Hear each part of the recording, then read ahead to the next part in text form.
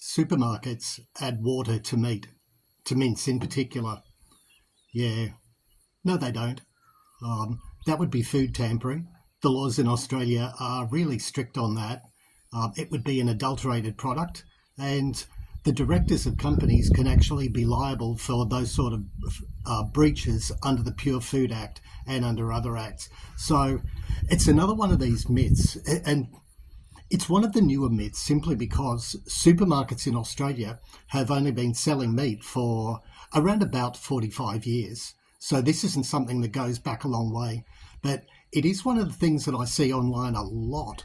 Um, you know, all the experts, all the know-it-alls, all the crybabies who are absolutely convinced that they know everything about everything. And this is another one of those things that's wrong. So I'm going to explain to you why when you buy mince from a supermarket, sometimes it has fluid in the bottom. And what I got here, I actually went to a supermarket and I bought a half a kilo of mince. And unfortunately for my purposes, I looked through everything that they had on display and there was none of it that had any of this fluid in the bottom. You can see, I think, there's just none.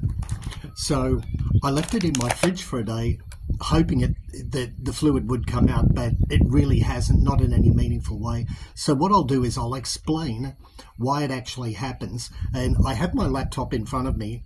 I like to make myself notes so that I'm actually giving you the information that is honest and genuine, rather than just, I don't want to be one of the opinionated nobodies who just, come up with conspiracy theories. I want to be able to point you to the truth. So here is the truth.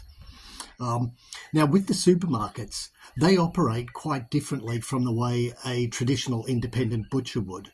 Now, part of this is the hanging process. So imagine this, if you will. We're talking about supply chain stuff right now. So what happens is the meat is at the abattoir and the meat is slaughtered. Now, typically what happens is that meat will be held usually for around 24 to 48 hours while transport is all being arranged and everything is being worked out. So that's a logistics issue. But then it gets to the butcher, and the butcher typically doesn't cut that meat straight away because the animal is still going through some fluid loss. That's just a fact of science. There's nothing that can really be done about that for our purposes at the moment. So the butcher will typically hang it for about a week, in which time some of that fluid will still be lost, and it doesn't all drop onto the floor. There's not buckets and buckets of it. It will basically just go up into the atmosphere. It will evaporate. So, of course, the animal loses a little bit of weight in that process, in the same way that dry aging loses weight, because what you're actually losing is fluid inside the muscle. So when you go and you buy your mince from a butcher, he's essentially had that carcass for 5 to 7 days.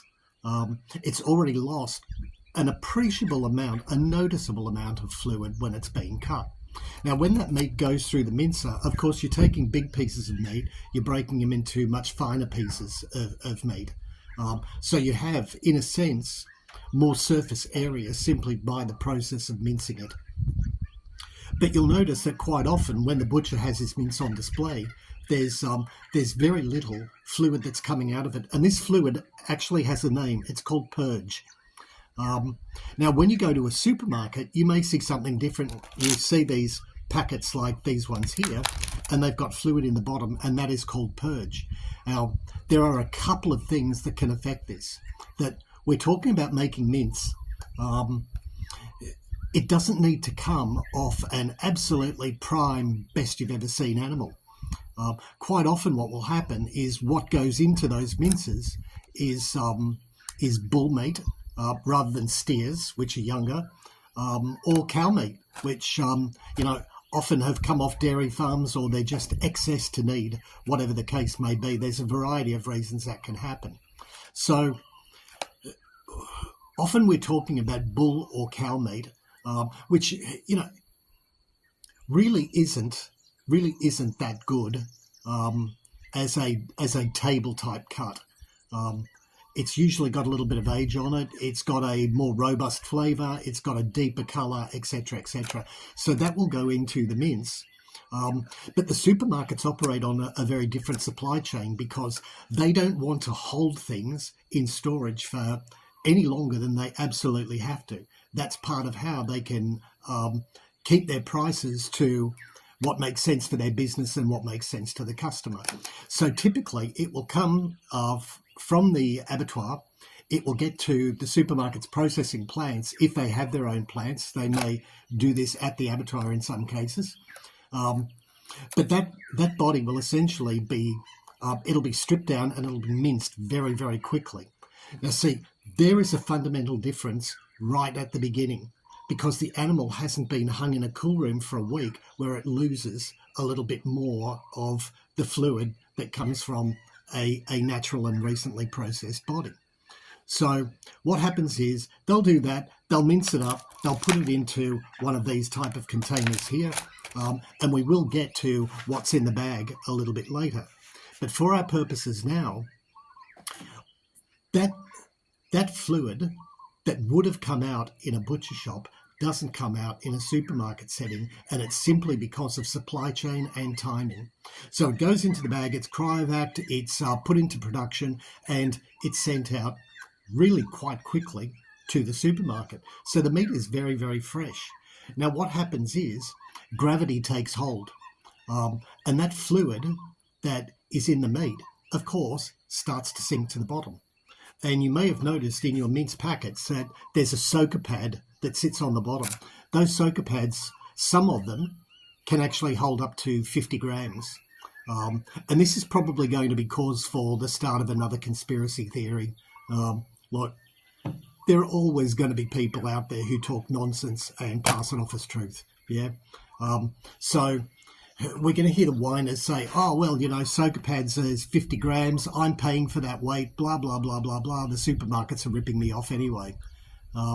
If the soaker pad didn't go in there, what would happen? In cases like this mince here that I got had absolutely no purge in it whatsoever. I went first thing in the morning. The supermarket had pretty much just opened. I went straight in there and they were already there. So what's happened in this particular case is the animal has been processed very, very rapidly.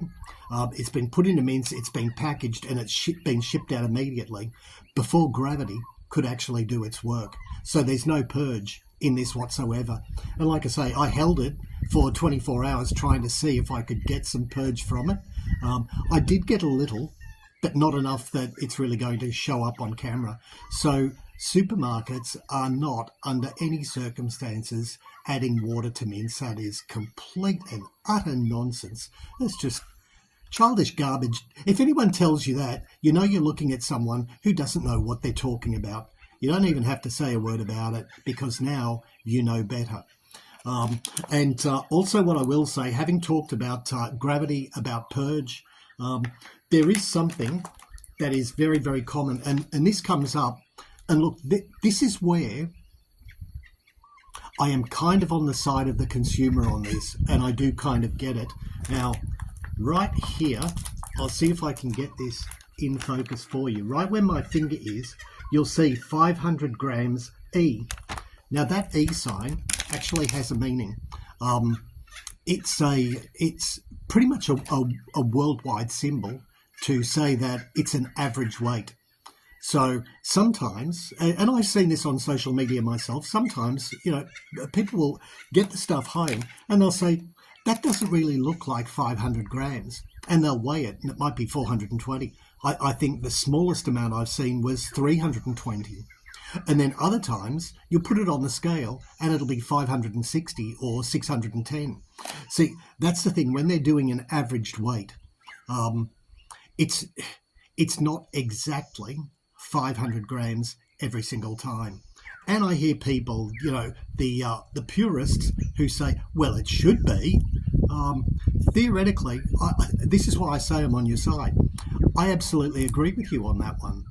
But we've got to look at the reality of the situation, that if you went to an independent butcher and you asked for 500 grams of mince, that man or woman standing right in front of you would get the 500 grams, they would put it on the scale where you could see the weight for yourself, and you would get your 500 grams or close enough, depending on if you said, oh, look, that's near enough, don't worry about it. In a supermarket, it's a different thing. Because their supply chain and their internal systems operate at high speed, constantly running, then they take an average weight, because essentially producers, and not only in meat, this happens in other food items also, producers around the world have gone to the government and said, well, look, we're using this technology and it's getting better, but it's still not absolutely perfect 100% of the time. And this is where I think that, again, we just need to put aside the childish fake outrage stuff and just get to the reality that if you think of it like this, 5 years ago, very few individuals were talking about using large language models and AI and making whole videos and etc. with all of that. Now, here we are 5 years later, but it was only 12 months ago that a lot of those images weren't very good. If you asked an AI to create an image and it had words on it, quite often the words would be jumbled. Now, look, it was better than what we had 4 years before that, which was essentially nothing, but it wasn't quite there yet. So I think that you've got to look at this, as it isn't a deliberate tactic by the supermarkets to deprive you of a few grams of mince. It's actually not in their best interest to do that, because if enough people go home, find underweight mince or underweight anything, not only is the supermarket alienating their customers, but they're also opening themselves up to allegations of sharp practice that can be proved in court. Well, this is why I say, and it's going to be a common theme, especially when we're dealing with things like this. I understand people's concerns. I don't understand the fake outrage. And I really can't see the point of having your name out there on social media and exposing yourself as, a bit of a cretin, a liar and a drama queen. So I hope that explains mince to you. I'm just going to quickly have a look at my notes to, so we've talked about the type of meat that typically goes into supermarket mince, and I'm saying typically for a reason. It goes into supermarket mince, bulls and cows mostly, but not always. Now, if you had an absolute premium grade body of beef that you had paid a lot of money for, why would you mince it? Yeah. So in a collaboration with the industry, there are always going to be bulls on farms. They may have been used as stock improvers, breeding stock, whatever the case may be, but now they're just getting past their best. It's not like they're, hundreds of years old. They're just a little bit past their prime, and the grazier doesn't really have that much use for them anymore. So they will go to market. They won't get a high price for it. That doesn't really matter, because they're only going to be minced, which is, in the scheme of meat, a relatively cheap product. Now, I'm not saying that it is a cheap product, just that it's relatively cheap compared to other qualities and other cuts. Yeah. So we've talked about where the mince comes from. We've talked about the purge and the packet, and how sometimes the soaker pad can actually capture some of that purge. Now, there is a third thing that can really influence the mince, and it's a cooking error. And this is the one where people can get a little bit touchy, because nobody likes to be told that they're wrong. But overloading a cold pan with cold mince, is straight away going to drop the temperature. Yeah. And so you're going to get a stewing effect as it comes up to temperature, but you're also going to release a lot more fluid than you would if you had just bit by bit put a small bit of mince into a hot pan and cooked it that way, because of course the meat is sealing just like a steak. So if you follow that analogy, if you think of it like this, that we're cooking 100 grams of mince and we're cooking 100 grams of rib fillet. If you take both directly out of the fridge, start it from a cold pan and just drop it, both of them, straight in the pan, and then turn your heat on, what you're going to see is a lot of bubbles around the edges as that pan starts to come up to heat. Yeah. So you're actually encouraging more fluid loss. Um, if you start with a hot pan, if you take your 500 grams of mince and just crumble it up a little bit, do that in, just 2 or 3 stages, crumble it a little bit so it's not this one big lump in the middle of a cold pan. You will actually get a better result in your food simply because you are not encouraging fluid loss. So I hope that helps. So we've got uh, where the mince comes from, the purge and the packaging and the cooking error. So I hope that helps a little bit. I've spoken about the addition of fluid in one of the myths videos, but I just wanted to make it clear what you're actually getting, how you're getting it, and the why of things. So that's it for mince.